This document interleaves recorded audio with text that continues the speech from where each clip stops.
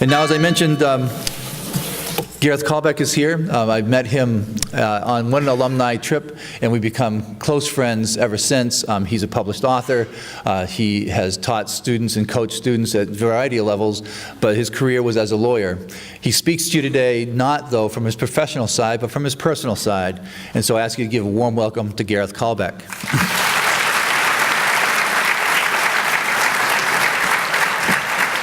Thank you. Good morning. I want to invite you this morning to listen in on a conversation that I wish I had had with my 17-year-old brother. But before I have that conversation, I need to tell you his story. On April 28, 1964, I was a freshman here at the Academy. My brother was a senior, soon to graduate and go on to college. But he was struggling. He struggled a lot in his life. He contracted polio when he was young. And as a result of polio, he missed an entire year of school. He needed leg braces to walk. He eventually worked his way out of those braces, but never was able to play sports. He tried. Pickup games, neighborhood games, never organized sports, but he worked at it. And eventually, because he couldn't run, as a little brother, I didn't make things any easier on him. And I learned pretty quick that I could outrun him. And this went on for quite a while. I'd take advantage of him and probably abuse him a little bit. I was 3 years younger than he, but he could never catch me. Even when he got out of braces, even when he tried to play sports, he just couldn't catch me. And so, as a little brother, you kind of take advantage of that. And I had for some time, but all the time that I was outrunning him, all the time he never was able to catch me, he and my mother were working on his legs, and they were getting stronger. And one day, we're outside. It was winter time, and I did what I normally did as a little brother, got him irritated, and so, sure enough, he started chasing me again. But this time, it was different. He kept coming, and he kept gaining, and he caught me for the first time in his life. And he tackled me to the ground and got on top of me. And as he was on top of me, he grabbed some snow and started rubbing it in my face. And all of us from Vermont probably know what that sensation is like. And as I'm lying there, and he's rubbing that snow in my face, I'm thinking to myself, wow, how great is this? He caught me. My brother is getting better. But he had some other struggles. When he reached adolescence, he developed the worst case of acne I have ever seen. On his face, his chest, his back, and that, as an adolescent, that's a difficult thing to go through, and that was tough for him. But by the time he reached his senior year, things really seemed to have improved. His legs were stronger. His complexion had cleared. He had a great girlfriend. He was recognized for his brilliance. He was a National Merit finalist and had heard from colleges all over the country wanting him to attend their schools. But that wasn't enough for him that day. He asked my mother if he could stay home. And of course she said yes. He wasn't feeling well, he said. And so later on that morning, around lunchtime, my mother and father were downstairs. He was in his bedroom. They heard a gunshot. And of course, they ran up the stairs. And as they were running up the stairs, they heard my brother cry out, just 3 words, but they were so telling words. He cried out, "Help me, help." But of course, it was too late for him to ask for help. And it was too late for them to give any help. He died. He was 17 years old. So what is the conversation that I wish I had had with my brother? As you listen to me talk to my brother, Imagine that I'm your brother, or your sister, your mother or father. That person in your life that you trust the most, that you love the most, that you know has your best interests in heart. Because I'm telling you, if that person had any idea that you were severely depressed, that you felt overwhelmed, that you were suicidal, they would say everything that I'm about to say to my brother, or more. Part of the conversation that I'm going to have with my brother is about the consequences that follow a suicide to family. I'm only going to talk about two members of my family. But when I talk about them, my mother and my father, you need to think of your family. You need to think of who in your life loves you and who you love. But it goes much deeper than a mother and father. But a mother and father's loss is probably the greatest. I can't stop you, I would have said to him. Nobody can. Nobody can change your mind but you. But think of this. What you want to do today, you can as well do next week, next month, next year. That option will always be available to you. So just hear me out. And then you decide whether or not you can wait. The first thing I want to tell you is you can't imagine how important you are to me. From when I was a little boy, as far back as I can remember, I've watched you. And I've seen you struggle. And I've seen you overcome every obstacle in your path. And there have been many. And I don't think I've ever told you what your struggles and your achievements have meant to me. They've meant the world to me. Every day you struggled, you taught me. Every obstacle you overcame, you taught me. Every time you kept going, every time you didn't quit, you taught me.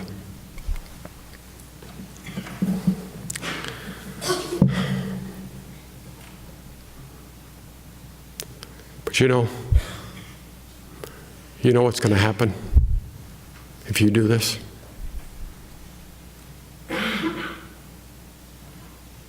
Dad will blame himself. Your action will in his mind become his sin.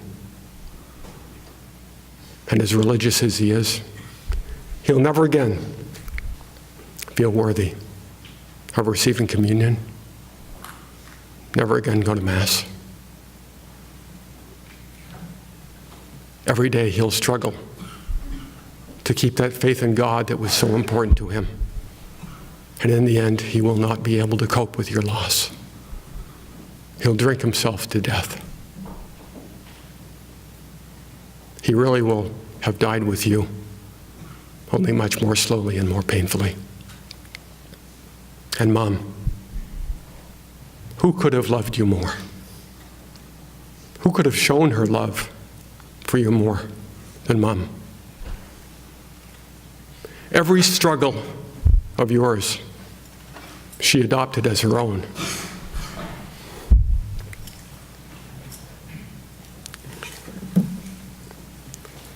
Every obstacle you overcame, she was at your side when you overcame it.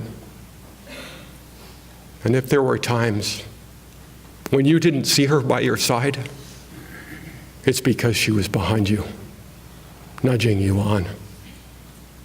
If you take your life, there will not be a day in her life where she doesn't think of you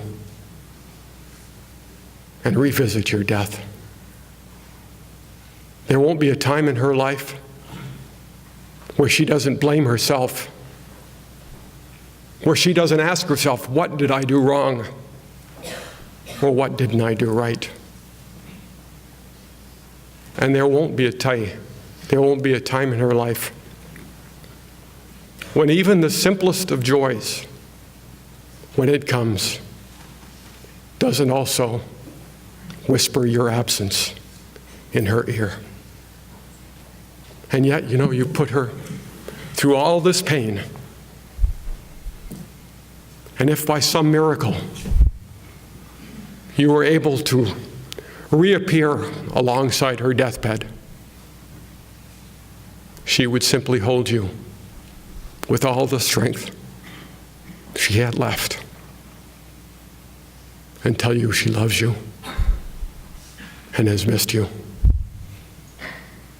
You can't possibly think of all of this and at the same time pull that trigger.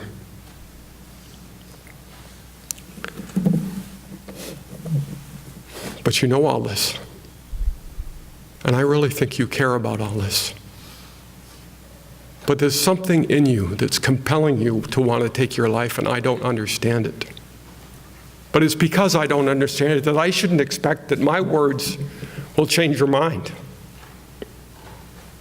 But more importantly, you shouldn't expect that my words would change your mind. I'm not an expert. If you were ill, if you had been injured, would you expect that I would be able to talk you out of your illness or your injury? And what you're experiencing now, what you're feeling now is as real as any injury or illness. And you need to ask for help. I'm asking you, as your little brother, please, for Mom and Dad, for Gran and Granddad, for our sisters and for me, please ask for help. That's the conversation that I wish I had had with my brother. And the Chinese have a saying that if you live with a tragedy long enough, it becomes a gift. This is my gift. It's a gift to be able to now have had that conversation with each one of you.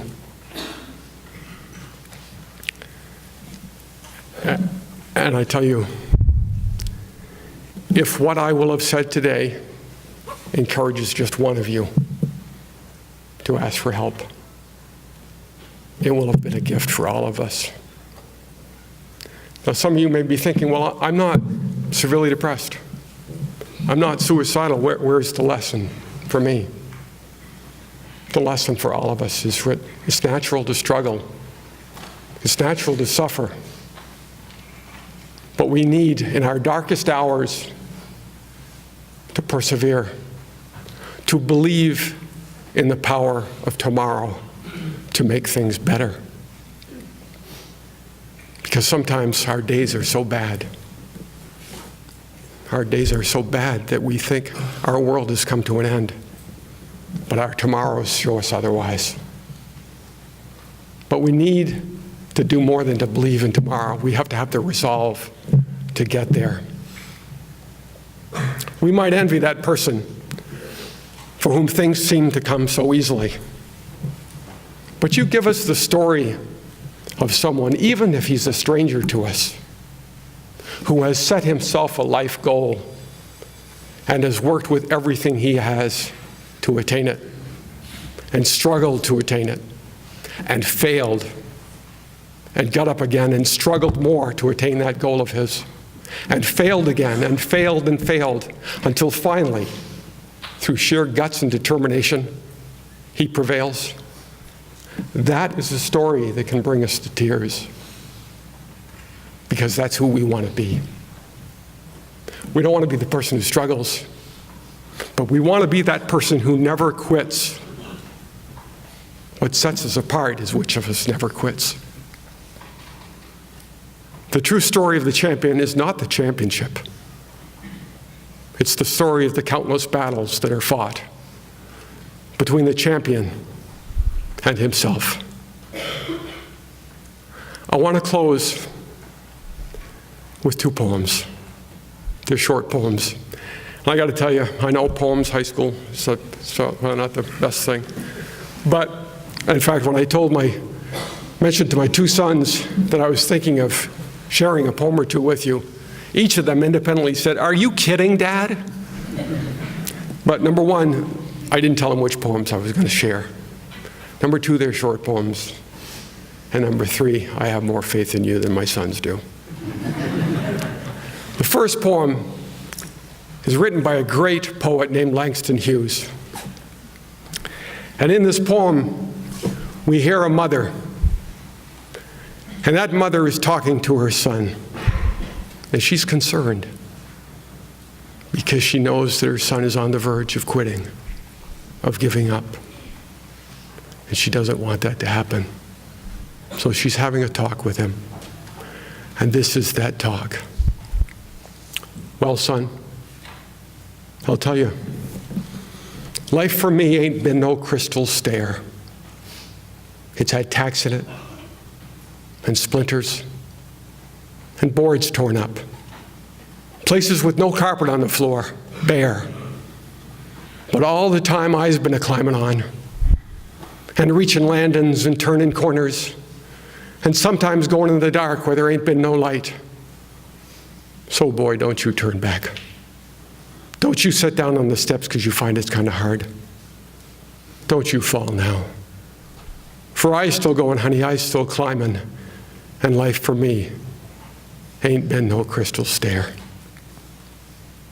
And finally, I want to share with you a poem that I wrote for one of my sons when he was in college. At a time in his life when I'm very, very proud to say he was struggling. It wasn't life or death, but it was very important to him. It was about basketball. And he was a member of a great team. But because it was a great team, practices were hard. And he wasn't doing as well as he wanted to do, as he believed he could do. And every day he'd get the ball stolen from him or a shot blocked or things like that. It was hard for him. And so I wrote this poem for him. And 2 years later, after I had written it for him, he gifted it back to me as he read it